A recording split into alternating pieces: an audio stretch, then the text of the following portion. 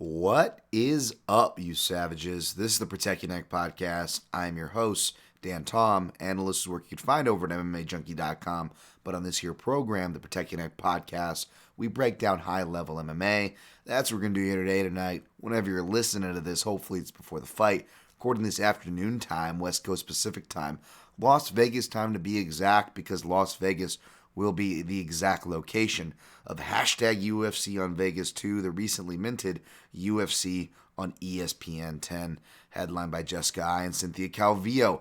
To skip to where the breakdown starts, you can always check the timestamps located in the show notes section, whether you're listening to the host website, mixedmartialanalyst.com, where all the convenient click-throughs are located, or Apple Podcasts, for your podcast platform, or even on YouTube. Thank you, shouts there. In fact, that'll be the only thing I really pump here.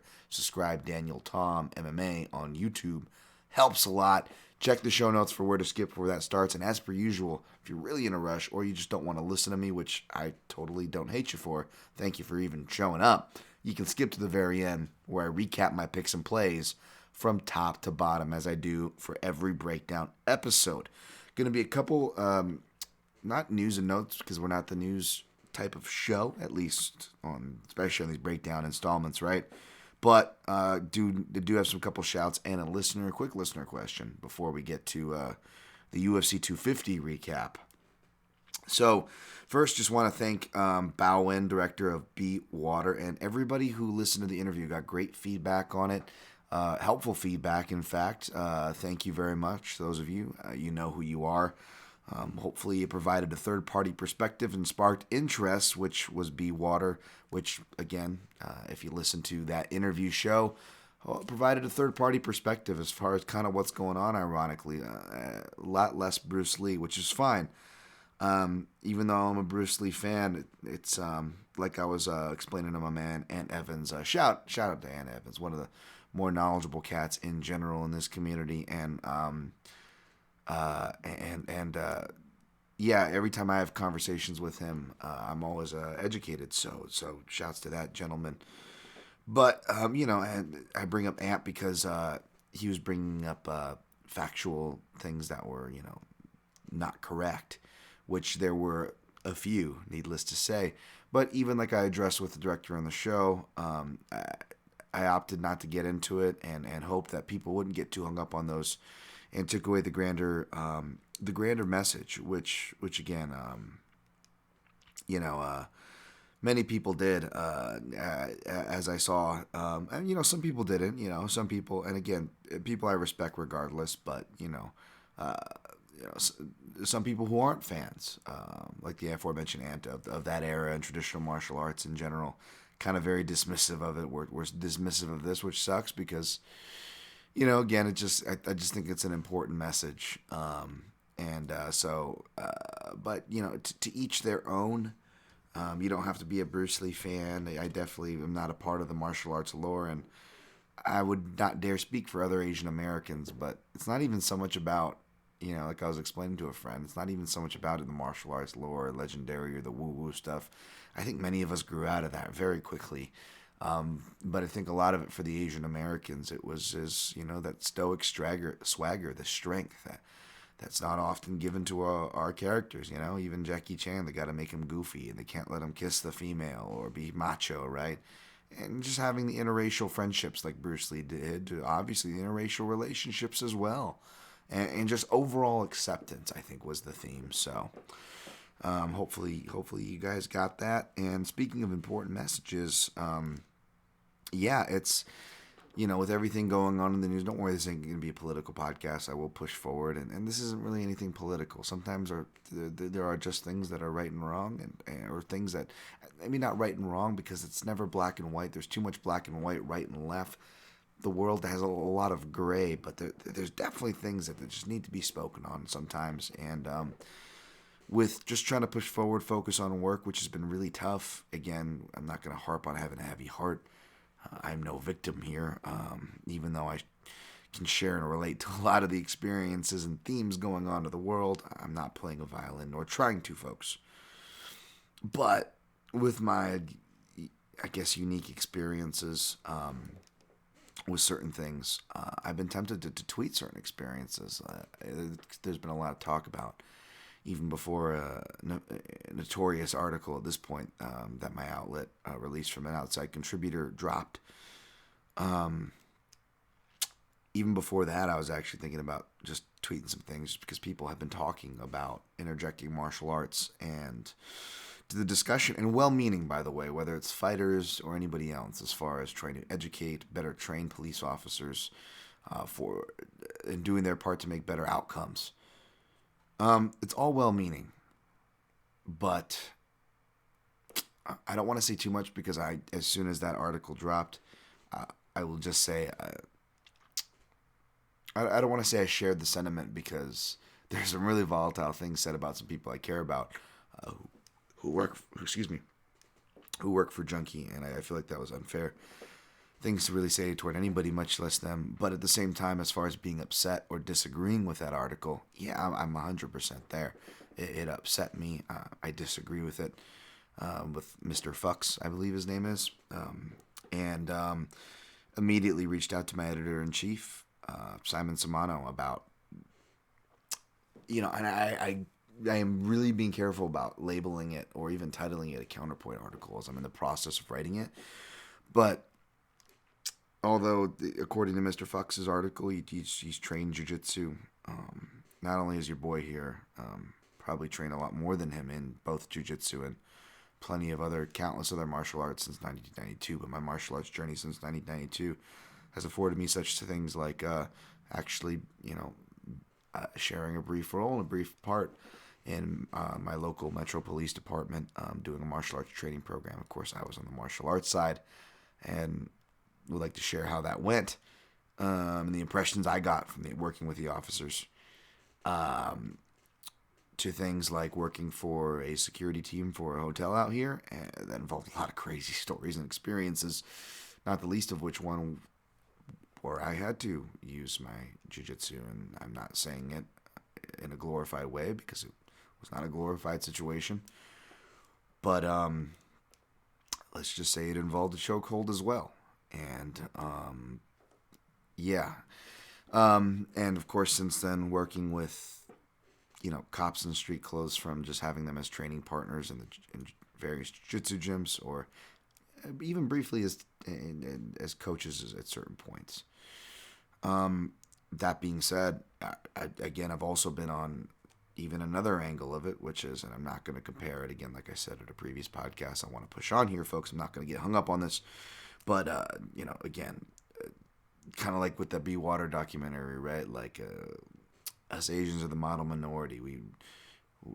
We've received bad treatment, definitely, but we've received better treatment in a lot of ways than my black brothers and sisters. So in no way am I going to compare my experiences. That being said, I've also, yes, I've been on the wrong end of being from wrongfully pulled over to pepper sprayed in the face to things in between, folks.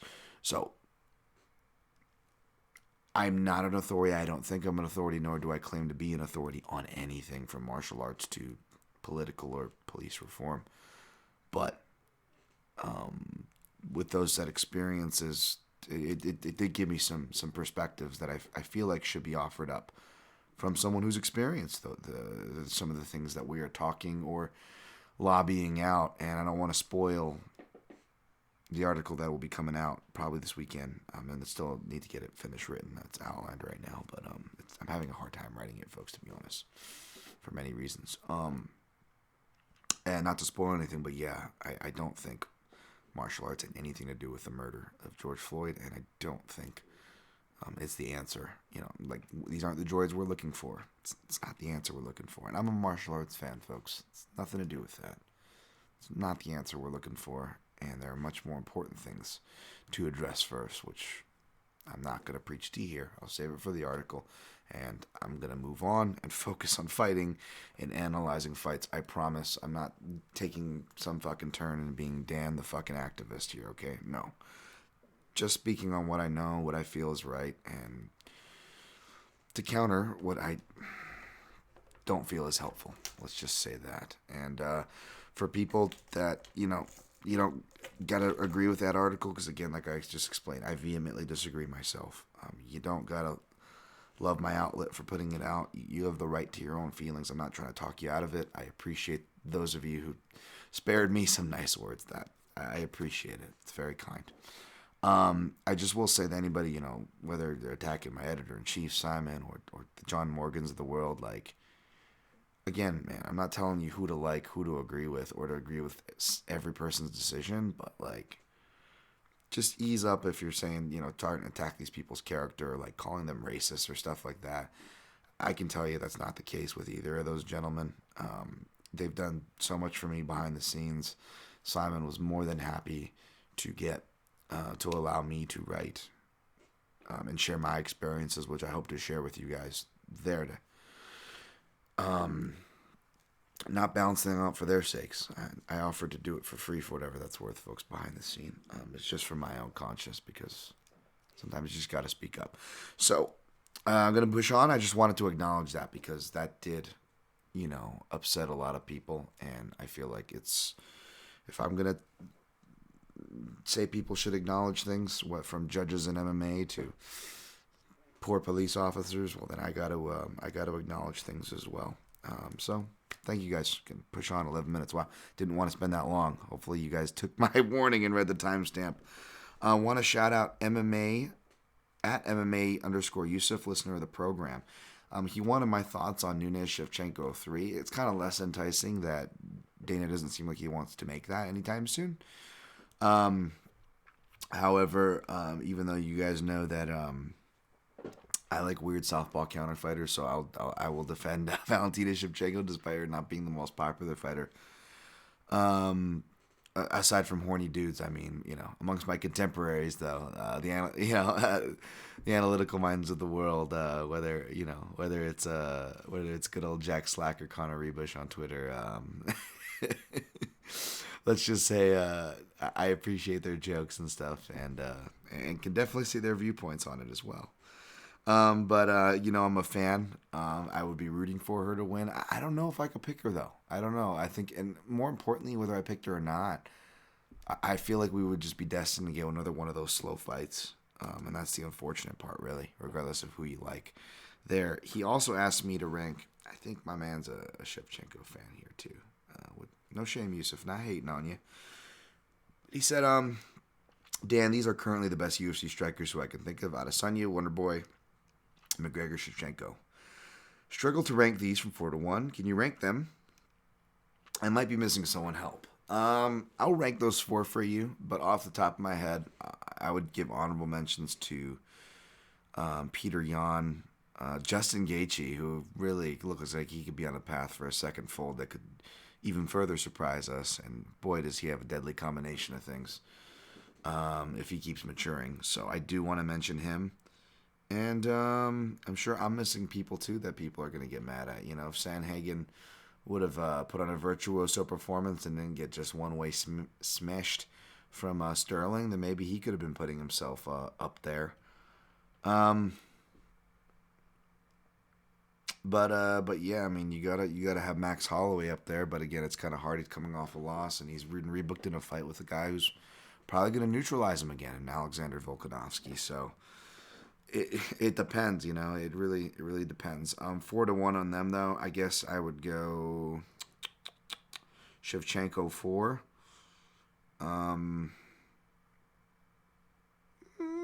McGregor 3 slightly, with Wonderboy edging him as 2, Adesanya 1. I'm sure people could make a case to have those shuffled, but that's just off the top of my head.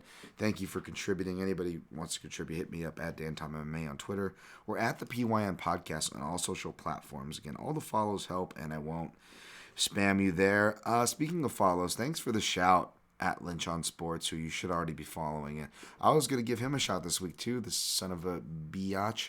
And I mean that endearingly because I love James. Beat me to it because interviews in general, especially his interviews with Calvillo and I found particularly helpful in this pandemic era. It's the X's and O's, as hard as they are to break down in MMA, are even harder in the pandemic era. So knowing where a fighter's insight is, what their training is like from good interviewers is very helpful. So thank you, James, and shout outs and give some follows to some up and coming interviews, whether it's from my own outlet, Farah, underscore Hanoun, who just does great work ethic, amazing hustle. I wish I was as productive as her. I guess I can continue to blame my post-concussion and migraines, which has been kicking my ass lately, folks. I'm sorry. Between that and the voice, thanks for putting up with me. Really just trying to cut things out even hardcore and get my health back on track. But till then, follow the fair Hanouns out of the world, Hanouns of the world who are putting out stuff, as well as, speaking of across the world and up-and-coming journalists, good interviewers, at JHK MMA. And of course, his YouTube channel is linked there. My Asian brother over there doing great. John doing great interviews. Shouts to him. And of course, Aaron Bronstetter, who it's been kind of a regular appearance lately, doing things on his Periscope over there. Aaron Bronstetter is, one of my favorite. Speaking of journalists, Canadian journals, interviewers, and all the such. Just a good guy all around. So, shouts to him. All right, UFC 250 recap. We're gonna push through everything pretty fast, folks. I'm sorry for the extra notes and kind of venting off the top. I apologize if it came off that way. It was not meant to. We went 8-4 overall in picks, 2 for 2 in straight plays, 1-0 in props, and although I went and chased and layered, like I'd said, I will eat shit because the main parlay piece failed. So 0-1, I'll give myself no credit for the parlay pieces, as we'll get to that in a second. Headline by Amanda Nunes defeating Felicia Spencer by unanimous decision. There was a lot of uproar that should have been stopped, and I get the people saying it wasn't as bad as Smith and Teixeira.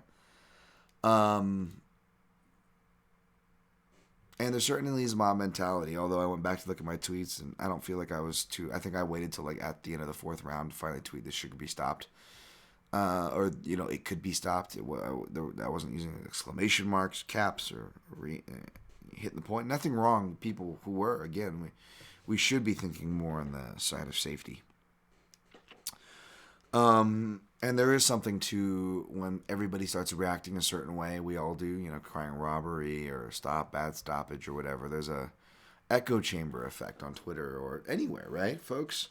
It's kind of human nature. Something I used to do. I don't know if you guys did. Remember, I don't know how school is around the world, but for a certain point of American schools, you have 6 periods and there's a bell that rings, right? I think that's pretty universal.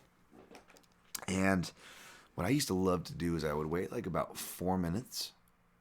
4 minutes before class. God, some men just want to watch the world burn.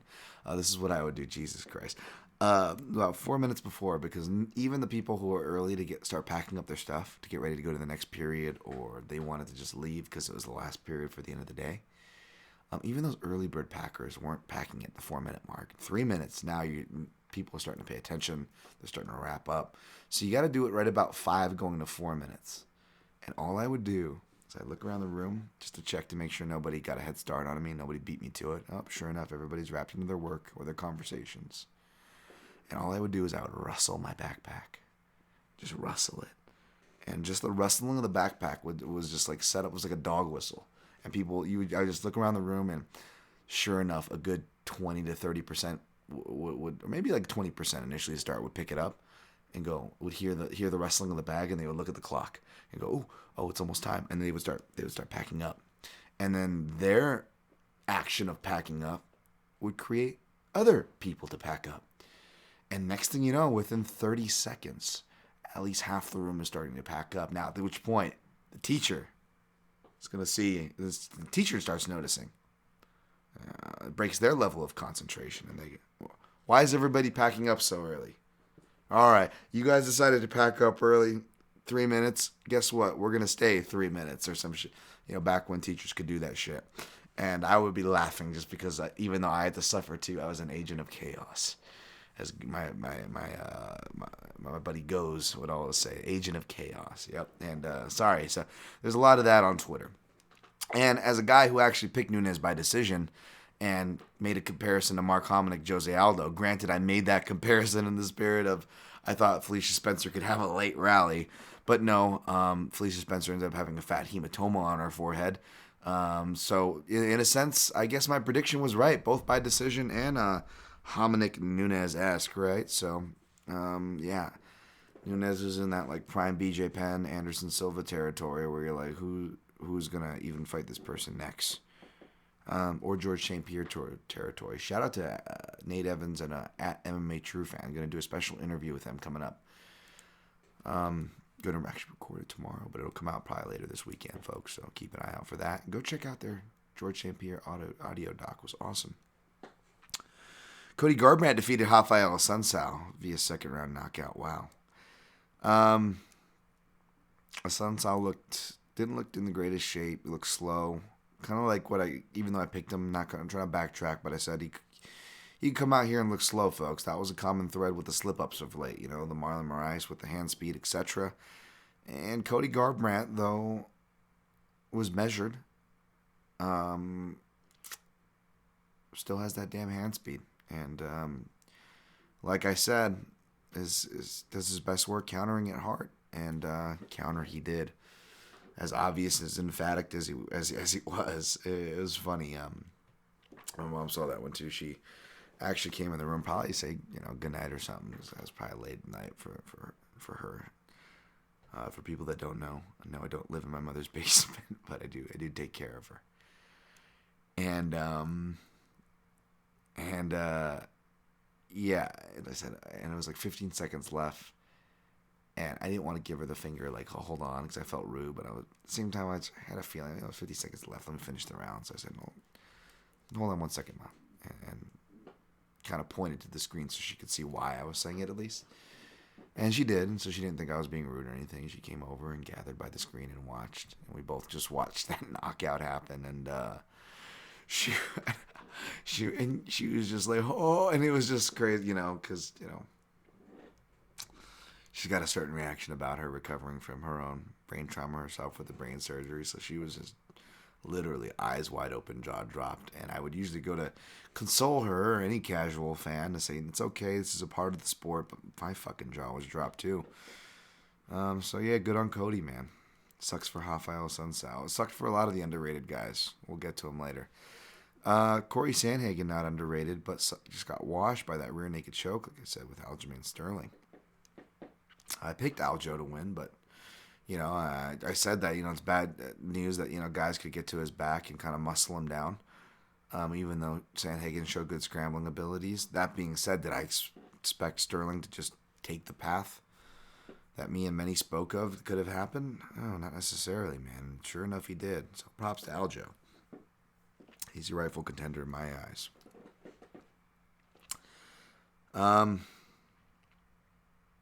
By the way, the Assunção play got sunk in the water, but the Magny play hit. And I went back and I layered him with someone else who I originally parlayed with, like I did tease, and that paid off. So thank you, Neil Meg, as he defeated Rocco Martin by unanimous decision. Oh, your boy's hungry. I'm gonna be speeding this up here so I can get to it. Sean O'Malley defeated Eddie Wineland. That was a beautiful knockout as well. Sad for Wineland. Dude, the two WEC guys got on the card get starched, huh? Fucking WEC. Sad. Alex Caceres defeated Chase Hooper. Just washed him.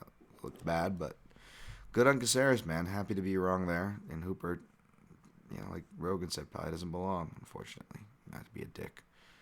Wishing him well. Speaking of, sunk in the battleship, and more importantly, just it sucks because GM3 Gerald Mearshart never got to get going. Ian Heinisch, man, who looked all kinds of pumped up after that Thailand training camp, as a shouts to my dude over there, true UK fan. I apologize. I haven't been doing too many post-fight shows with these cards and my voice trying to save it, but been popping into my man Wes's, and that dude's always talking shit, but it's the kind of shit that I love, and you all know I love Wes, so they definitely had some theories on that, but hey, man, I ain't gonna hate, man. Heinisch did his thing, so good on him, man. I ain't hating. Hopefully GM3 can get back on that horse, though, man. And he's all right. I'm always partial to GM3. Cody Stamann defeated Brian Kelleher via unanimous decision. Happy for Stamann, man. The outpouring of emotion. Kelleher, of course, was all class. Maki Pitolo. Of course, he went Nick Diaz on Charles Bird there, inside boxing and against the clinch and off the breaks. Can't trust him, so it's hard to pump my chest. But yeah, that dog, taking that dog and him coming through the way I predicted didn't hurt. Props to Charles Bird for retiring, man. Sucks. They didn't get to go out on a win, but I hope he's all right. Alex Perez saved my butt as well with that. The lone prop that I played coming through by TKO. Hopefully you guys tailed on that one against Juicy Formiga, which sucks because I'm a Formiga fan, and you want to talk about underrated guys and vets just not getting their due that night. Boy, Formiga ended up on that list. Brutal, those kicks. Saving my voice for this. Devin Clark defeated Alonzo Minifield. Sunk my battleship, but you know what, man? How can I hate losing such a crucial piece? If I'm going to do it, it's going to be to Devin Clark coming through adversity. The guy who falls apart. He looked like he was going to fall apart in the first round, got his orbital crushed, but he fights through adversity. So Devin Clark deserved the win. Shut me up. More than happy to admit it. Happy for you, Devin Brown Bear.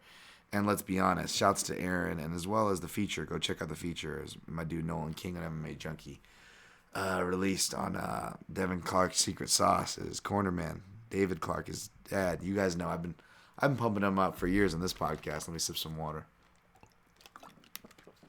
Come on, Devin. Come on, Brown Bear. My favorite part of the whole thing, though, is when Devin Clark looked like he was about to crumple from getting crushed in the eye, and you just hear his dad go, "Fight, goddammit! Fight, goddammit!" Sorry for your ears, folks. That was the best part, though. Oh, now I don't have a voice for the rest of the podcast. Fight, goddammit! No technical advice. His job is to solely pump him up. Herbert Burns wasn't through body shots, although he was looking through those body kicks. Took Evan Dunham down and subbed him, man. That was rough to see. Hopefully Dunham, I don't know if he's done now, but either way, I saw that his school's opening back up, so hopefully he gets back to that and business is okay. You guys know I'm always going to have love for Evan Dunham. That was hard to see. It was hard to pick. But yeah, that was that card. All right, folks, let me timestamp the time here. 28. I'll try to keep this under an hour as we move on to UFC on ESPN Plus 10. I'm sure the odds page has expired as it did. I'm going to pull it up now. Headlined by a strawweight meeting between former bantamweight Jessica Eye, who's been well established now at her old weight class of flyweight, where Cynthia Calvillo is the newcomer to this weight class. She's also a newcomer to AKA, as I found out, no longer with Buckholz or Tiger Muay Thai, or even with the crossover of jiu-jitsu trainers there for Team Alpha Male, which sounds like it was for the better. So regardless of my official pick, looking forward to that. Cynthia Calvillo comes in, was initially opened and was the underdog, but now they are dead even at minus 110. As I said in my video breakdown, the value is whoever has a plus money on there next to their name. I, of course, went with Jessica Eye. Of course, there's a bit of a Extreme Couture bias. She works with my dude Eric Nixick, but, I mean, I'm going to admit that bias, and it's biased for good reason. I mean, Eric Nixick's been doing really well if you look at his fighters and just the progressions. Hopefully, Ngannou will be able to show more than he's been able to show, but Dan Ige, of course, one of the best guys he works with as far as their relationship goes. And we've seen Ige catapult, of course, credit to Ige. But I'm just saying, Eric's definitely helped, and he's been helping Jessica,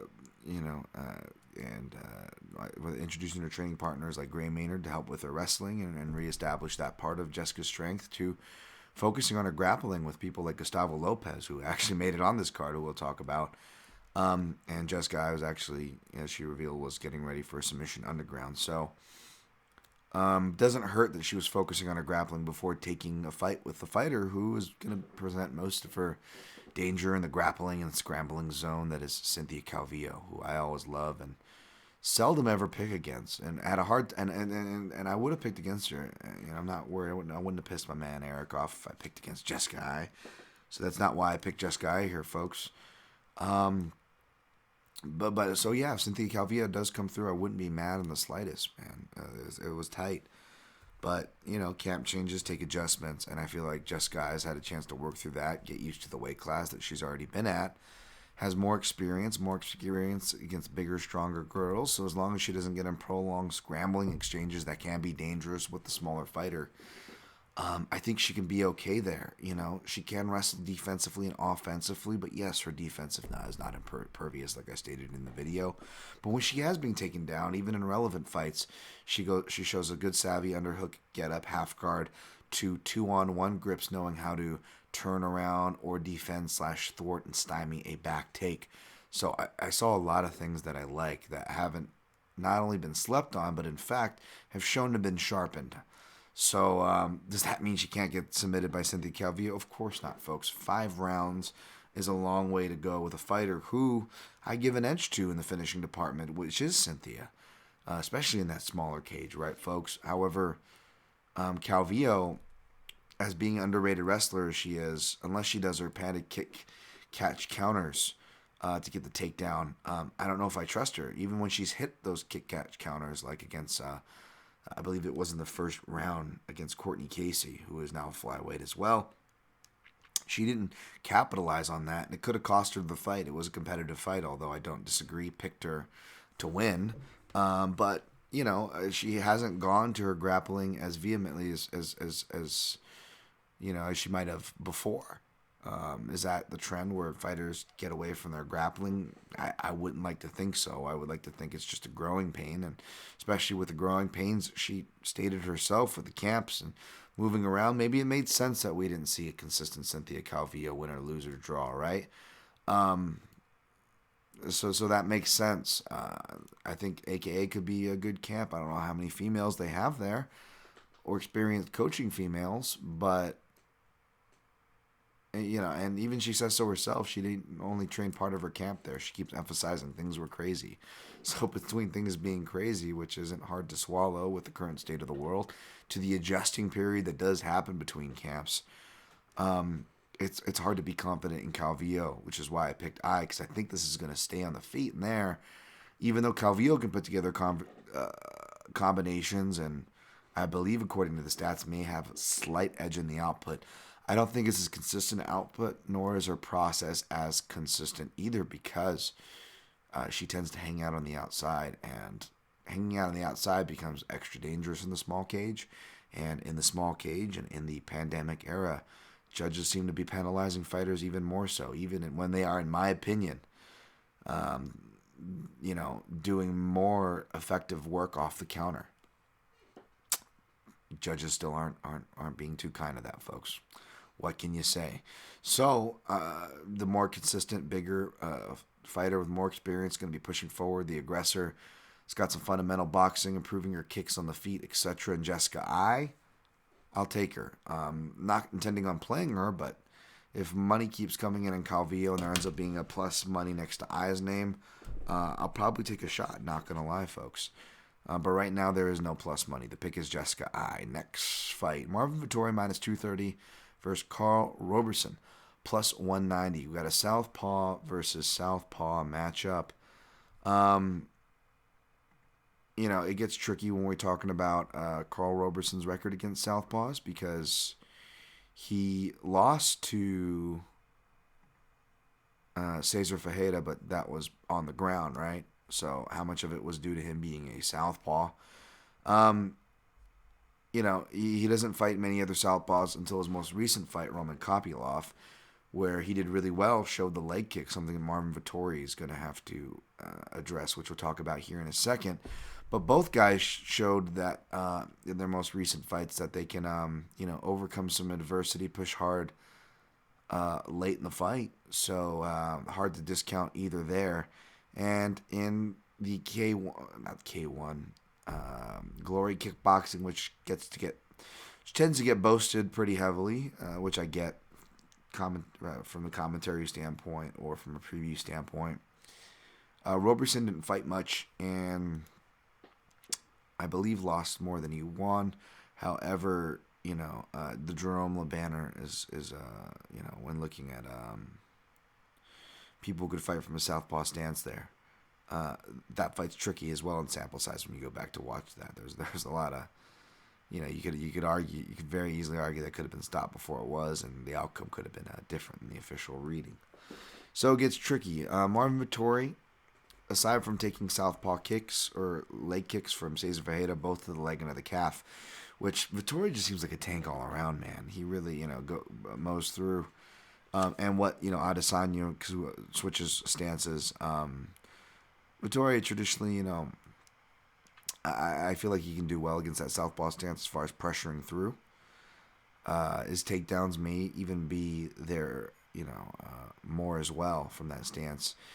Carl Roberson, underrated ground game, especially how he takes the back. Not just a striker. However, as much as I want to talk about him being underrated on the ground from certain positions, Vettori's brown belt is legit, and Vettori's got a lot of other good kickboxing guys and southpaws to work with from that King's MMA scene. So it's not going to be too much of a surprise for him. Hopefully the emotions don't get the better of him that he showed. But I like Vettori as a parlay piece like I did last time. So I did 2 parlay options, kind of learning off my lesson. Instead of waiting to do it late like last time and tease it, I'm just going to do it up front, give it to you up front. But I did 2 different parlay pairings because there's not a lot that I like, not a lot of dogs that I like, spoiler alert, on this card. So no disrespect to Carl Roberson, who I do like, but I got Vettori here. Va bene, non ti preoccupare, sti cazzi. All right, we're going to go, we got Merab Dvalishvili, minus 780. Gustavo Lopez, late replacement, as Combate Americas has released him to play at plus 460. Most people don't know about Gustavo, man. He's been around for a minute. Wrestler, long-time wrestler, not afraid to grapple, take it back, scramble, can play from his guard. He's got knockout power in his hands. Been stopped before, but you look at the guys and the points of his career. You can't hate it. Bantamweight does have a deceptive amount of bangers, folks, both regionally and at the top levels. I would dare say Gustavo is one of those. You look at that shifting right hook, southpaw knockout he hit in Combate Americas, and I've seen his grappling for days. He's someone who's taught a lot of people. He's worked with a lot of pros. Misha Tate before Jessica Ai, as far as the females goes, a lot of males as well, folks. He's a very respectable talent. He's a lot more. I don't know about a lot more, but he's livelier than the number is going to be placed next to him. So be wary, folks. Merab's going to have to not sleep. But how can you bet against Merab Dvalishvili? He is going to be my pick, but my heart is going to be with Gustavo Lopez, who, again, folks, don't sleep on. And if this number keeps getting any higher, you bet your ass I'm going to sprinkle biasly small, but again, folks, don't fucking follow me there. It's just one of those MMA things that I would do, bias or not, when lines get wide, especially when I do know the guy and there is bias. He's actually really good. That being said, as an analyst, I'm not going to bullshit you, folks. Of course, the pick is Merab Dvalishvili. So make with that as you will. That's the honest truth. Andre Fili, minus 235. Charles Air Jourdain, plus 195. Man, Jourdain upsets. I had respect for him before. I have even more respect for him now. I like the kid's honesty. Even if he says he's scared of Fili, it comes off Justin Gaethje-esque. This kid's got balls. Fights from the southpaw stance very well. Does his homework. Brown belt in jiu-jitsu himself. Underrated there. But Fili is an underrated wrestler where he's going to have the advantage there. I believe he's going to be able to score power doubles. And if he needs to adjust, I don't think he's going to be able to finish Jourdain there. Jourdain's, again, very good at scrambling. And he will probably scramble to his feet more often than not. But I do see Fili being able to score and adjust more broadly and in that fashion. Fili likes to go to a southpaw stance for distance, which will be interesting. He made that adjustment a little too late in the Sadiq Youssef fight, but we saw how effective he is there. He's not going to have that distance or comfortability because Jourdain is shown to do pretty well despite losing in the southpaw versus southpaw matchup to Desmond Green. Is shown to do well otherwise with leg kicks and kicks in general that Fili will have to respect. However, if Fili fights him from his orthodox stance, one of Fili's best weapons, which he's rocked and sparked off finishes before, which is that head kick, he's going to have that open gate, that open stance matchup that invites that right head kick. So perhaps going from an orthodox stance won't be too bad. Fili showed an improved jab, but how will his jab be against a southpaw, much less a southpaw who can strike and counter competently like Charles Jourdain? So there's give and takes all across the board here that you could justify this line being closer. In fact, I probably would have lined it a bit closer. However, I still would have lined Andre Fili the favorite, and since he's out of range to play straight up, I did pair him up for borderline plus money. I think like plus 1.09 or something, barely. Just above even money, plus money for Vettori and Fili in the minus 230 ranges, pairing them up together. A dangerous one, which is why I paired up Vettori with someone else, because I don't want to completely disrespect Charles Jourdain. Don't jump off the cliff, folk. Just admitting when I played here. I got, for a guy who doesn't parlay much, I got two pieces, both involve. Boy, the parlay piece indeed, which is Vettori. But yeah, I did take a shot on Fili for one of those. But again, folks, even though I'm playing him as a parlay piece, which is insane in MMA, leaving room to be surprised, I don't mean to disrespect Jourdain, because I definitely don't, folks. But you guys know I got love for Fili, who's been coming into his own physically, skill-wise, mentally. I just like what I'm seeing from Fili, folks. So. And I think that length and stuff is going to be something that maybe a problem for Jourdain. I think he likes it. We'll see. All right. Jordan Espinosa minus 165. Mark De La Rosa plus 145. The pick is Espinosa here. He was my lean in, but I got scared away from playing him after. And again, no disrespect. Mark De La Rosa seems like a nice guy.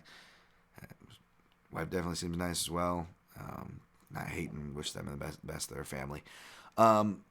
He's definitely more of a process-driven fighter than the opportunism and dancing around the outside of Espinosa. However, I haven't been too high on Mark De La Rosa's process. He's really got to have a distinct ground advantage, in my opinion, because his workman-like jab, he doesn't really have the power and diversity on the feet. To where I can see him dominating or making it that clear of a case for him on the scorecards against the more opportunistic Jordan Espinosa. And Jordan Espinosa, I think, is the better wrestler. We'll have to see on the night. He has slipped up costly. Again, Alex Perez is no joke, folks. It was kind of crazy that Espinosa was ranked higher than him. Again, for people that were questioning why I question Perez's ranking spot. That's why, because I keep telling you guys Perez is good, and he keeps proving me and many right. So thank you again, Alex Perez, for that. But yeah, but still, even though it was Alex Perez, just seeing that him get taken down and make kind of poor decisions, this is just really risky against a guy like Mark De La Rosa, who that is his specialty, his jiu-jitsu. So I'm going to pick Espinosa. I'm not confident in it. And in fact, it is on the avoid list on what is a card that should be on the avoid list. Next fight, also on the avoid list, Maria Agapova minus 300 against Hannah Cyphers, go right in the fight week like holy donkey. Who, I can't help but love Hannah Cyphers, man. I wouldn't be upset if she upsetted. But her strength is on the feet with, striking, whether it's boxing or the art of 8 limbs. But boxing and striking seems to be Maria Agapova's credentials and her specialty as well. I like her speed better. I'll take her, but I didn't refresh myself on fight footage, folks. So that, amongst many other reasons, you don't need my analysis for, it is on the avoid list. All right, next fight, Kevin Aguilar minus 190, Charles Rosa plus 165. Spoiler alert, I like pretty much almost all favorites, I believe, here, folks. Charles Rosa was the dog that I was looking at. You know it, because I love Boston Strong. I always have been a big believer in Boston Strong. Rarely pick against him. Play him whenever I can. I was looking to pick and play him here, however. Despite Kevin Aguilar not maybe doing as well as some might have wanted him to, I feel like, again, you look at guys like Ige, who were in the spirit of underrated fighters, who I was trumping for a reason, folks. Don't be too harsh on Kevin Aguilar, the Angel of Death. Underrated ground game and scrambling, too. I always keep forgetting that when I go look at him. I always just think he's just a stout takedown defense, counter striker with heavy hands. But I also forget that he can be rocked too. However, Charles Rosa, again, he doesn't really sit down on his punches. Not the one punch or a knockout or a heavy-handed guy. No offense, Charles. I love Boston Strong, but that's just being fair, right? That's a fair criticism. He's tough as all hell. He's game. He's scrappy. But I feel like we've seen guys with underrated jiu-jitsu and takedown defense who have that gear to fight and scrap and counter strike and can sit down on their punches on the feet and complete different style, but sharing those themes is why I highlighted those themes in Shane Burgos. If I for lack of a good analog to Kevin Aguilar. So in other words, as much as I love Charles Rosa, folks, the pick is Kevin Aguilar because I feel like it's just a bad matchup. I'd be lying to myself as an analyst if I went the other way, as much as I do. And in fact, even got swayed so much to the point where I paired that minus 190. I felt it went nicely with a minus 230 for some even more solid plus money for a unit. So I did Vittori and Feely for a unit. Don't follow me off these clips, folks, but I also did Vittori and Kevin Aguilar for a unit, both at plus money. Different rates, better rate at the Kevin Aguilar one, which I actually kind of feel a little better about than having to go against a developing, improving Charles Jourdain. But those are my plays. I already hit send on those plays. So what are you gonna do? Another on the avoid list is next. Julia Avila minus 600. Gina Mazzani plus 450. Of course, you guys know I got some bias for Gina Mazzani, and her ties with Extreme Couture. So I got love for Gina. I don't know if she's gonna have Eric or Dennis Davis. Shout out to the Piranha in her corner, or not, or who she's with. I didn't do tape study. Another reason why this is on the avoid list, plus my bias. So I'll be rooting for Gina. I'll probably sprinkle on her just because those are stupid odds. But Julia Avila strength is similar to Mazzani's in the sense that it's grappling. And speaking of strength, Julia Avila looks like she's pretty strong. So, yeah, Mitasan. I'm gonna take Julia Avila as the official pick, but I'm hoping for Gina Mazzani to upset. All right, on the avoid list. Here's another fight I was looking to play, although it wasn't for the dog. Although, well, I'll get to that. Tyson Nam minus 125. Zaruch Adashev plus 105. I don't think the line opened this close, although I don't think it opened too wide, and I think money has come in on Adashev. As I get it. I may even looking at Adashev to upset, but no, I was looking to play Nam, who is the pick here. I mean, it's hard not to pick a guy with his experience who's due to get a win, who's had nothing, and not just because it's due, because it's the right thing, but no, he took short notice and really bad matchups. Like Kai Kara France and Sergio Pettis are probably some of the worst matchups for a more plotting low output counter striker like a Tyson Nam. So let's go look at this guy with 4 fights. It should be a blind play, a blind bet. Thankfully, I didn't blind bet because I was actually really impressed with Zaruk Adashev, who I believe was Glory kickboxer as well, but had much more kickboxing matches than Carl Roberson. Not picking on Carl, just saying as far as perspective when that's brought up. So he was labeled as a kickboxer, southpaw, right? Which is interesting, especially for Nam, because it's, how did that take away a lot of his leg kicks? I haven't seen Nam against a lot of southpaws off memory. It'll open up his high kick, which will be nice and dangerous, the one that he knocked out Ali Bagautinov with in Russia. And his right hand will be open, his counter right hand, but is it not Nam stuck against a more mobile fighter who this guy Adashev looks like he can strike coming forward off the counter from the southpaw stance. He's got just a real diverse arsenal. And then when I watched his last Bellator fight, it looks like, he's talking about how he comes from actually a Sambo background, an Uzbekistani guy. Fights out of Brooklyn, Adashev. And his Sambo looks pretty good too because he's going for arm bars and only does it really quickly and briefly because he uses it to scramble back to his feet. So he's a attack and go kind of a guy. His takedowns look really good. He's got a really good level change. double. He can hit uchimatas and a bunch of different kind of hip toss and variations from over and underhook combinations. Forgive me, I am not a judo specialist as far as the names. I only know all the basic vanilla shit. But yeah, it was all there. And I was like, holy shit. And this guy looks like a little tank, man. He's young. Dude, he's ripe to upset here.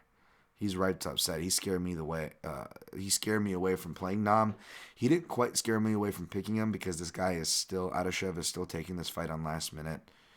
And it is at flyweight, so he's still going to be making a cut, even though he is a smaller guy. But I'm still going to take Nam, who I believe has got 3 inches of height and 4 inches of reach on him. So I'll take Nam, but I'm scared. I got scared away from this. I got scared away. Good luck if you're going to play it. Although I would probably say at this point it's really dog or pass. And again, I'm picking Nam here. I admittedly didn't get to look into this one because I was looking to play Jordan Griffin at minus 165 against Derek Minner plus 145. I still may sprinkle degen-wise. I like Jordan Griffin. He's a really scrappy kid. Both these guys are like the submission. They can also be submitted. However, I feel like Griffin has more pathways to win. I feel like he will hold up longer without combusting. I feel like Derek Minner is very do or die. His game, he's scrappy, but he's also very do or die. His record reflects that. He only has 1 TKO to his win to his record, whereas Jordan Griffin's 1 TKO loss was early in his career and was by a doctor's stoppage cut. So again, just kind of saying how tough and scrappy this Jordan Griffin kid is. His camp, I think he's got a higher ceiling. I'll probably play him. The reason why I haven't, nor can I tell you to go play him, is because I didn't do tape study on this fight, folks. I didn't get to it. I apologize. And on that note, if I've been going late on it, I apologize. Not just blaming pandemic or work or crazy things or tech things behind the scenes. Migraines, all these things are true. No, I'm gonna own up to it, folks. I apologize. I haven't been doing my normal tape study up to my normal standard, whether I've been having good nights or not. Nevertheless, I have a certain standard I like to keep. I apologize for that. Don't think it's going to be a habit, though, because there's actually something going on in the works. I'll be providing. Let's just say I'll be stepping it back up because I'll have to. No, because that's what I've been working toward lately behind the scenes. It's all been for a reason, folks. I'm gonna be. Everything I do with Junkie, I'm still going to be doing Junkie. Everything I'm doing in this podcast, I'm still going to be doing with this podcast, folks. I'm just going to be providing more betting content. And that content is going to be a different place. It'll be announced, but don't worry.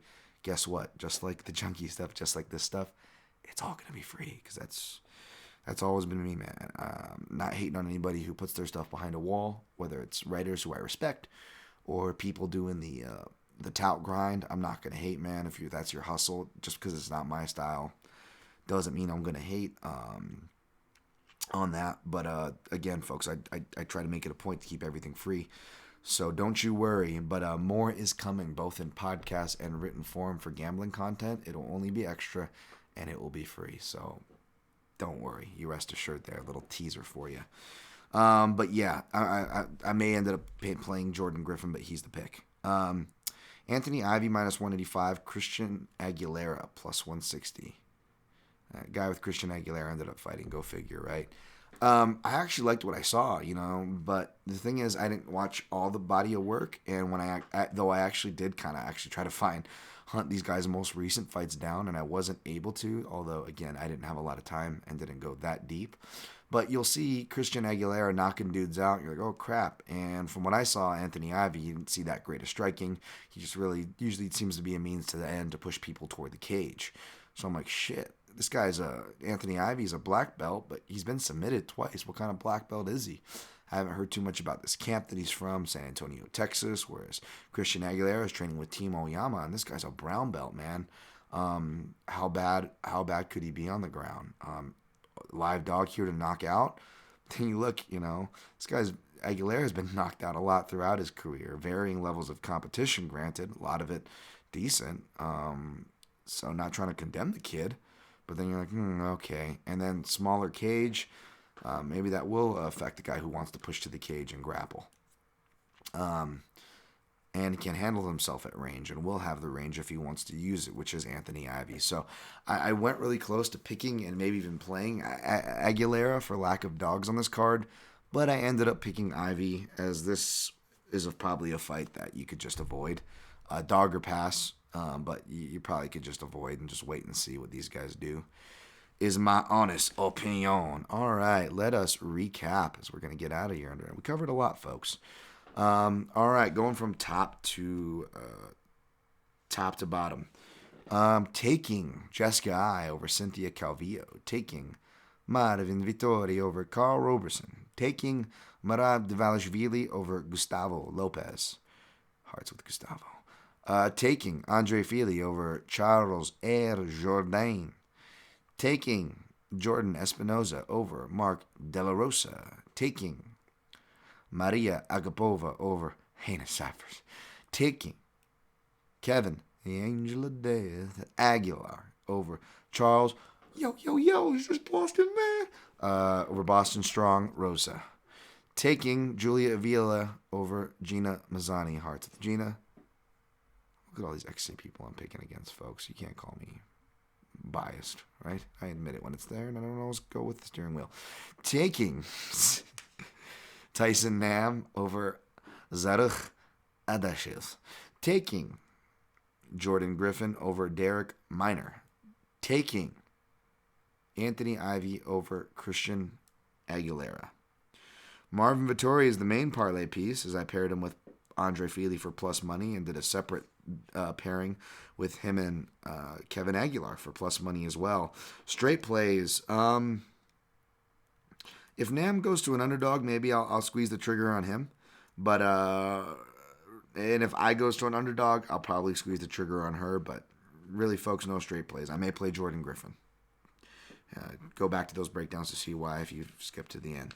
No props here, folks. A big NA on the avoid list. Mazzani Avila, Cyphers Agapova, De La Rosa Espinoza, and Lord knows a lot more. Thank you all for joining me. I don't know if I'm going to do a post-fight because, again, I'm going to be doing a special interview and stuff, that Sunday show that will be released anyways. So unless you guys demand it and it's a crazy card, otherwise probably not. Wow, that's probably going to be episode 200, that next one. Next episode will be episode 200. Thank you guys for supporting this shit show. All the shouts and love that you give me, regardless. I really appreciate it. Don't feel I deserve it, but I appreciate it. Sharing the podcast is the biggest thing you could do. It is for free. I try to retweet all the shares as possible, although I am kind of weird about retweeting like direct compliments about me, because I'm not hating you if you do that. Again, I'm just self-deprecating Dan here. I just feel fucking weird about that shit. Thank you guys. Hopefully I'm not turning you off with any kind of current event talk. I'm not gonna try to stamp on it. Believe me, folks. I know my beat. I know my lane. I'm trying to stay in it. But sometimes you just got to speak for what's right. So much love to all my brothers and sisters. I don't give a crap what color you are. I love all of you guys. Hopefully you guys are staying safe. Good luck on your picks and plays this weekend. The only thing I guess I will ask, I'm not going to ask for any of the click-throughs or any of the donation stuff, but just hit the subscribe on YouTube. Especially if you're listening to this on YouTube, hit that like button, hit the subscribe, and share. Pretty low subscribers. Going to be trying to build that up here in the future as well. Really appreciate the support, guys. I'll see you guys on Sunday, or talk to you on Saturday. We'll definitely see you next week for the breakdown. Till next time, protect your neck.